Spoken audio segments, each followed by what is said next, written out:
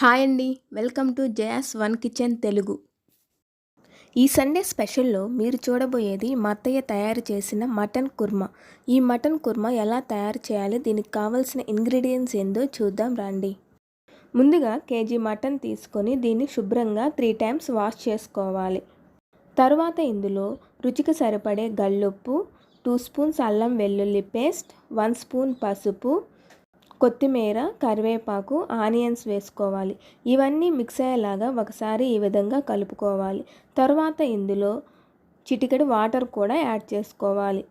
తరువాత కుక్కర్ మూత పెట్టుకొని 6 to 8 విజిల్స్ వచ్చేంత వరకు ఉడికించుకోవాలి. చూసారా, 6 to 8 విజిల్స్ తర్వాత మటన్ ఈ విధంగా ఉడికిపోయింది. ఇప్పుడు మటన్ కుర్మాకి కావాల్సిన ఇంగ్రీడియంట్స్ ఏందో చూద్దాం.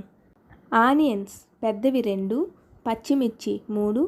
ఈ రెండింటిని గ్రేవీ కోసం ఈ విధంగా మిక్సీ పట్టి పేస్ట్ లాగా ప్రిపేర్ చేసుకోవాలి. తర్వాత అదేవిధంగా పెద్ద టమోటా ఒకటి తీసుకొని దాన్ని కూడా ఈ విధంగా పేస్ట్ లాగా ప్రిపేర్ చేసుకోవాలి. తరువాత కొత్తిమీర, కరివేపాకు. ఇప్పుడు తయారు చేసే విధానం చూద్దాం. ముందుగా స్టవ్ మీద కడాయి పెట్టి 3 స్పూన్స్ ఆయిల్ వేసుకోవాలి. ఆయిల్ వేడెక్కిన తర్వాత ఆవాలు, కరివేపాకు కూడా వేసుకొని కొంచెం చిటపటలాడిన తర్వాత ఇంతకుముందు మనం ప్రిపేర్ చేసి పెట్టుకున్న ఆనియన్, పచ్చిమిర్చి పేస్ట్ను కూడా ఇందులో వేసుకోవాలి. దీన్ని 5 minutes పచ్చి వాసన పోయేంత వరకు మగ్గించుకోవాలి. ఈ విధంగా మగ్గించుకున్న తర్వాత ఇందులో ఇంతకుముందు మనం ప్రిపేర్ చేసి పెట్టుకున్న టమోటా పేస్ట్ను కూడా వేసుకొని అంతా మిక్స్ అయ్యేలాగా ఒకసారి కలిపి దీన్ని కూడా మరో 5 minutes మగ్గించుకోవాలి. ఈ విధంగా మగ్గించుకున్న తర్వాత ఇప్పుడు ఇందులో 1 స్పూన్ ధనియాల పొడి, 2 స్పూన్స్ కారం, 1 spoon salt, 1 spoon garam masala ఇవన్నీ ఒకసారి మిక్స్ చేసుకొని తర్వాత 1 గ్లాస్ వాటర్ వేసుకొని 2 minutes మగ్గించుకోవాలి. ఈ విధంగా మగ్గించుకున్న తర్వాత ఇంతకుముందు మనం ఉడికించి పెట్టుకున్న మటన్ను కూడా వేసుకోవాలి. అన్నీ మిక్స్ అయ్యేలాగా ఒకసారి ఈ విధంగా కలుపుకోవాలి.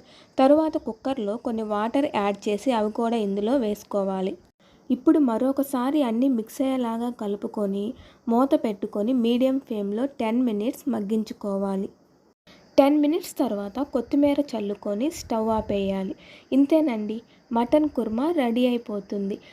ఈ మటన్ కుర్మాని వేడి వేడి రైస్లో కానీ, దోశలు, గారెలు, చపాతీలు, పరోటాలు వీటి కాంబినేషన్లో తీసుకొని తింటే చాలా అంటే చాలా టేస్టీగా ఉంటుంది. మా అత్తయ్య గారి స్టైల్లో మీరు కూడా ఒకసారి ఈ మటన్ కుర్మాని ట్రై చేయండి. ఇలాంటి ఈజీ ప్రాసెస్లో మటన్ కుర్మా మీకు నచ్చినట్లయితే మన ఛానల్ని లైక్ చేయండి, షేర్ చేయండి, సబ్స్క్రైబ్ చేసుకోండి.